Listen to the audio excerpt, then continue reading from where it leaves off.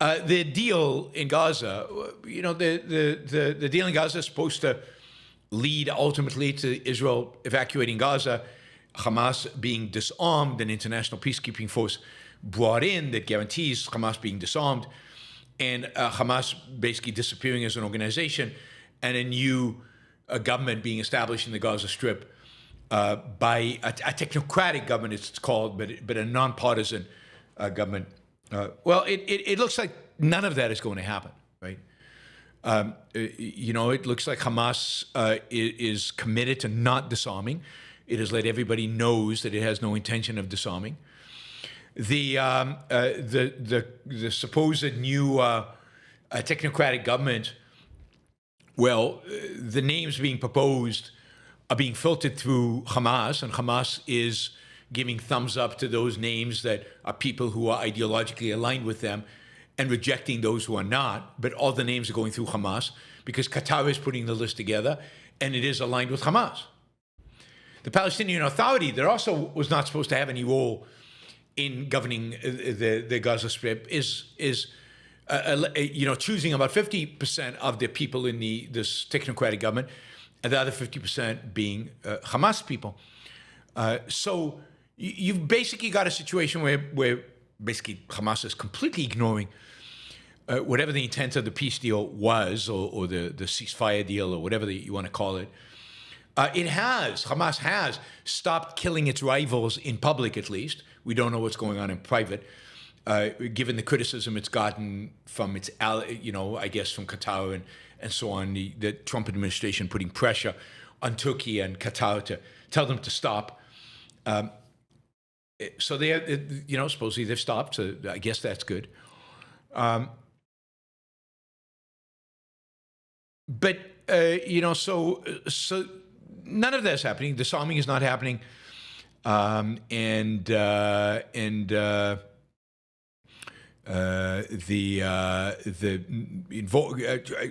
intends to be completely involved in everything. And it's whether they're doing it public or in private, they're cracking down on all the opposition, all the people who could replace them. They are cracking down on them, killing them, disarming them, and making sure that they don't resist. And of course, this idea of international peacekeeping force, well, countries are saying, well, wait a minute. We get to go into Gaza and fight with Hamas? We don't want to do that. I mean, the Saudis don't want to send troops to die in Gaza fighting Hamas, partially because they've got constituency at home that support Hamas. They don't want to be perceived as the guys who actually crush Hamas. Neither is the UAE. Certainly, the only people willing to send troops in are Qatar and Turkey, because their troops will be aligned with Hamas. They won't be disarming Hamas. They'll be arming Hamas. And indeed, if Israel allows Qatari and Turkish troops in to as an international peacekeeping force, then forget about it. They're going to arm Hamas to the teeth and make Gaza even more hostile to Israel than before, all in the name of a peacekeeping force. Now, not to worry, because Witkoff and Jared Kushner and J.D. Vance came yesterday, and J.D. Vance landed today in Israel to make sure that peace was going to be achieved. But the problem is, it's not in Tel Aviv. It's not in Jerusalem. The problem is in Qatar and Istanbul and in Ankara and Cairo, and of course in Gaza. I don't know what they have to talk about with Israel. Indeed, Saudi Arabia and UAE would like Israel to go into Gaza, disband Hamas, destroy it, take away all the arms, and then they'll send in peacekeeping troops. They would love for Israel to finish the job. But the idea that an international peacekeeping force that has any ability will actually enter and start fighting with Hamas is a fantasy, and actually a nightmare. It's not even a fantasy. It's stupid, and it's not going to happen. But this is the 20-point plan. And you know that the 20-point plan can't be a very good plan if the Qataris signed up for it. Qatar is an enemy of Israel, and it's an enemy of the United States. By the way, the Qataris, today I think the Emir of Qatar had this to say, right? This to say. What has taken place in the Gaza Strip over the past 2 years amounts to genocide, a term that encapsulates all atrocities. It is regrettable that international legitimacy remains incapable of enforcing its respect when it comes to the tragedy of our brotherly Palestinian people. We hereby reaffirm our condemnation of all Israeli violations and practices in Palestine, particularly the transformation of the Gaza Strip into an area unfit for human life, the continued breaches of the ceasefire, the expansion of settlements in the West Bank, and the ongoing attempts to Judaize Al-Haram El-Sharif. It's a Temple of the Mount. We also reaffirm that the Gaza Strip is an integral part of the Palestinian territories and of the unified state of Palestine. Today, and this is the guy that Trump considers an ally, that Trump has signed an agreement to defend. There is now a defense pact where the United States guarantees to defend Qatar against all its enemies. Qatar, the number one funder of Muslim Brotherhood, the number one funder of terrorism in the Sunni world at least. We now, Americans, you and me, are now, committed to their protection. And while they are pretending to be, arbitrating and middlemen and trying to negotiate a peace, they are clearly in Hamas's corner. They are clearly on the side of Hamas. And again, remember, where did all the money come to build the tunnels? I mean, Iran, part of it, and then the rest from Qatar. Qatar has funded Hamas, helped them build the tunnel system, weaponized them. Qatar is the enemy. And Trump, brilliant foreign policy strategist, you have to admit, is completely in their pocket.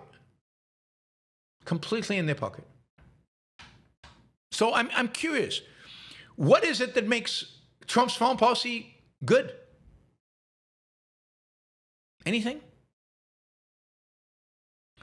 British forces are supposed to be being deployed to Israel to join a multinational task force that's going to monitor the fragile ceasefire in Gaza.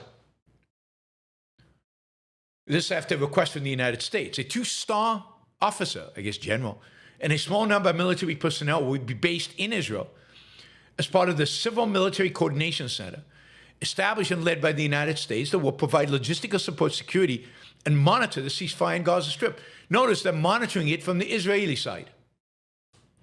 These are the people that are supposed to restrain Israel, hold them back. A 2-star officer will serve as deputy to commander with the U.S. Armed Forces, expected to help with the flow of humanitarian aid to the Palestinians in Gaza. That is what they're concerned about. God forbid the Palestinians don't get their food. At the same time as Israel is supplying with electricity, water for free, internet, cell phone coverage for free. For free. But Israel are the bad guys. And we need to monitor the ceasefire. We need to make sure they don't go after Hamas.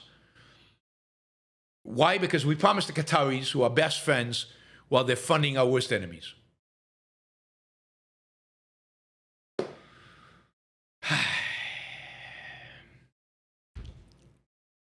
Foreign policy genius. Genius, this guy. In the meantime, Israel is pretty clear about its strategy, at least in the short run. Israel is basically splitting the Gaza Strip into two. It controls about 57% of the Gaza Strip, but a minority of the population. The overwhelming majority of the population are in the 43% that are left, and that is mostly destroyed.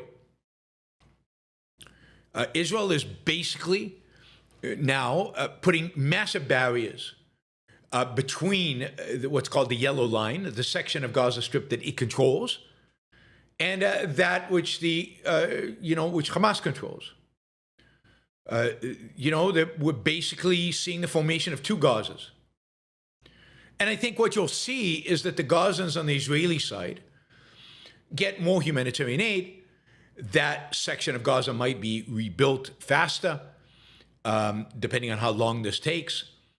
And whereas the other section will be controlled by Hamas or by the Qataris and will rot We'll be devastated. And who will be blamed for this? Israel, of course. Israel will be blamed for it. Now, we could have an international force that goes in, that fights and takes control from Hamas. That would be good. But I think the probability of that happening is very, very, very low. Israel could develop this eastern part of the Gaza Strip and then invite civilians to move in, maybe. We could see pressure on Hamas to disarm ultimately. But why should they? They're getting aid. They're probably getting huge amounts of money from the Qataris. Why should they disarm? Why should they disappear? Nobody seems to be willing to actually enforce the deal that they made. And they're basically killing and subduing those Palestinians who actually want a better life and want Gaza to be better and actually, don't want Hamas anymore. Hamas is destroying those people. So you'll see huge barricades go up, huge, all of that, and people say Israel's getting ready to annex eastern Gaza because they want territory or whatever fantasy people live with. No, this is a way for Israel to protect its own troops from Hamas, and since Israel does not really believe Gaza is going to be demilitarized, it doesn't believe Hamas is going to be pacified, it doesn't believe Hamas is going anywhere, they are getting ready for the long run and hunkering down for that long run.